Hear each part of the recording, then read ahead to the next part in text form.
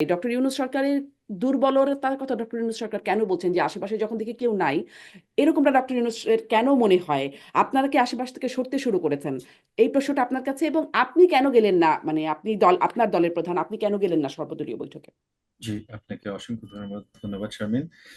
একই সাথে আমার বিজ্ঞ সহ আলোচককেও সালাম এবং ধন্যবাদ।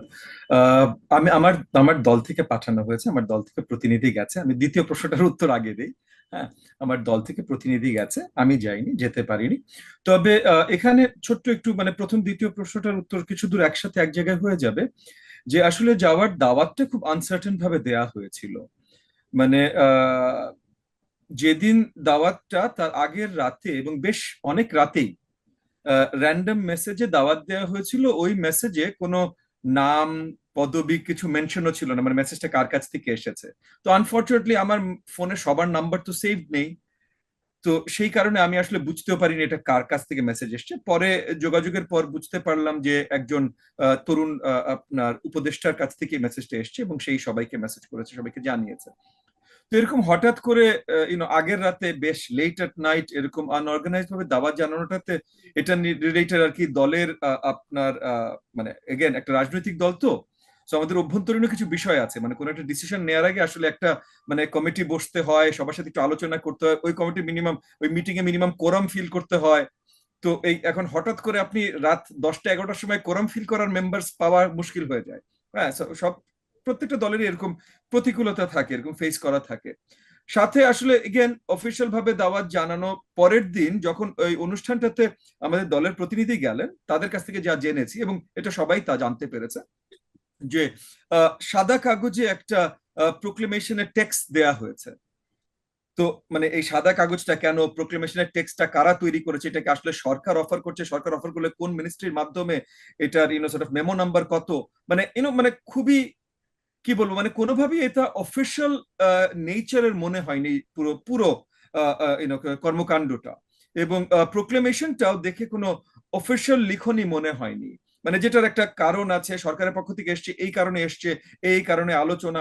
এবং আলোচনার ডাকটাও এর আগে যতবারই এখানে আমরা বেশ কয়েকবার তো মাননীয় প্রধান উপদেষ্টা ডক্টর মোহাম্মদ ইউনূসের সাথে আলোচনায় বসেছি।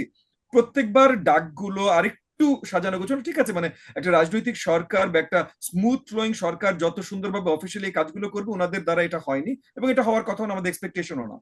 কিন্তু এই লাস্ট ডাকটা মানে খুবই হঠাৎ করে, অলমোস্ট আমি মানে আই অ্যাপোলোজাইজ, ভাষার জন্য একটু ক্ষমা চেয়ে নিচ্ছি, একটু আবোল তাবোল ভাবে আর কি ডাকা হয়েছে। মানে দেশের রাজনৈতিক দলদেরকে ডাকা হচ্ছে, তাদেরও তো একটা সম্মান আছে। আপনি বিএনপির কথা বলেন, মানে আমি আমার দলের কথা বাদ দিলাম যান, বাট অনেক পুরাতন দল আছে, তো সবার তো সম্মান আছে। বিএনপি দল, বাংলাদেশ জামাত ইসলাম বলেন, অন্য যে কোনো দল বলেন, আমার দল ইনক্লুডেড, আমাদের সবার, আমরা তো মানে কেউ 10 বছর, কেউ 15 বছর, কেউ 50 বছর বাংলাদেশের দেশের জাতির জন্য কাজ করে আসছি। আমরা তো একে একে মানে হঠাৎ করে এখানে আসিনি। তো মানে বেসিক্যালি সম্মান আছে না যে অফিসিয়ালি আপনাদেরকে এইভাবে জানানো হয়েছে, এই কারণে জানানো হয়েছে, এইটা নিয়ে আলোচনা হবে। তো কি নিয়ে আলোচনা হবে সেটা রাত 10:30টায় যখন মানে দাওয়াতটা জানানো হয়েছে, তখনও কিন্তু ঘোষণাপত্র কেউ পায়নি। ঘোষণাপত্র তার পরের দিন দুপুরের দিকে, মানে যখন দাওয়াত জানানো হয়েছে তার 2-4 ঘন্টা আগে বা 2-3 ঘন্টা আগে আবার ওই হোয়াটসঅ্যাপেই সবাইকে পাঠানো হয়েছে।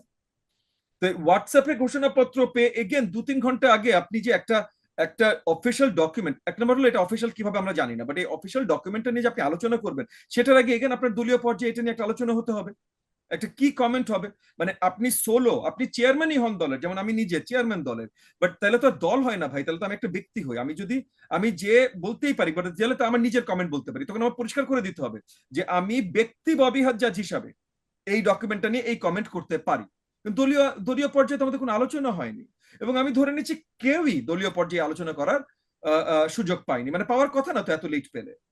সো সেই জায়গাগুলো থেকে এখানে, এবং মানে আমি পরে, যদিও লাইভ তো আর আমি দেখিনি, বাট আমি আমার দলের রিপ্রেজেন্টেটিভ থেকে যা শুনেছি, ডক্টর মোহাম্মদ ইউনূস মাননীয় প্রধান উপদেষ্টা উনিও কিছুদূর হয়তো এই ধরনের কথাই ব্যক্ত করেছেন যে সবার সম্মতি ছাড়া এই ধরনের কোনো প্রোক্লেমেশন হতে পারে না।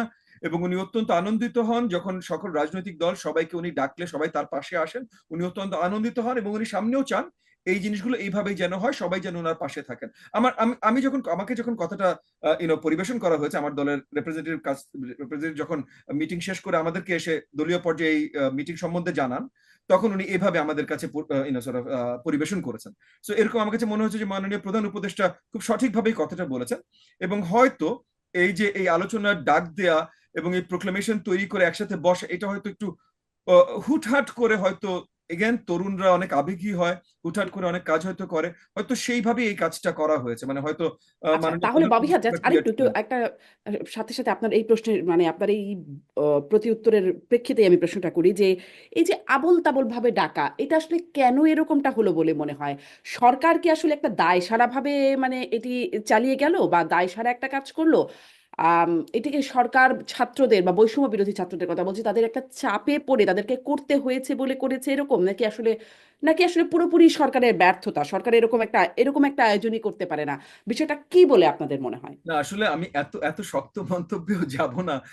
স্বামী, আমি আপনাকে বলি আমার যেটা ধারণা, যে ওনারা আসলে অনেক কিছুর জন্য ফুললি প্রিপেয়ার্ড ছিলেন না বা এখনো নেই।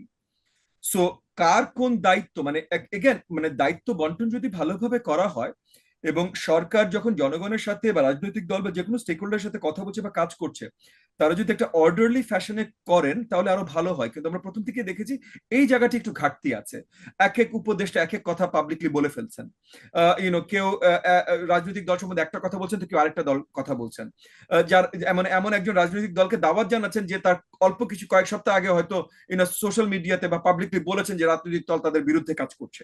সো মানে এই ধরনের একটা কি বলে lack of unity, lack of coherence সরকারের ভেতরে দেখছি, এবং এই জিনিসটা হয়তো আসলে আগামী নির্বাচিত সরকার আসা পর্যন্ত হয়তো কিছুদিন আমাদের সাফার করতে হবে, বিকজ অভিজ্ঞতার অভাবের জন্য।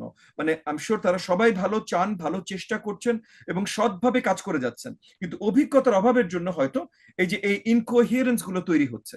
এবং এই জায়গাগুলোতে এইসব আরো অনেক কারণ আছে, বাট এইটাও একটা বড় কারণ যার জন্য হয়তো খুব শীঘ্রই আমরা একটা নির্বাচিত সরকার দেখাটা আমাদের জন্য প্রয়োজন।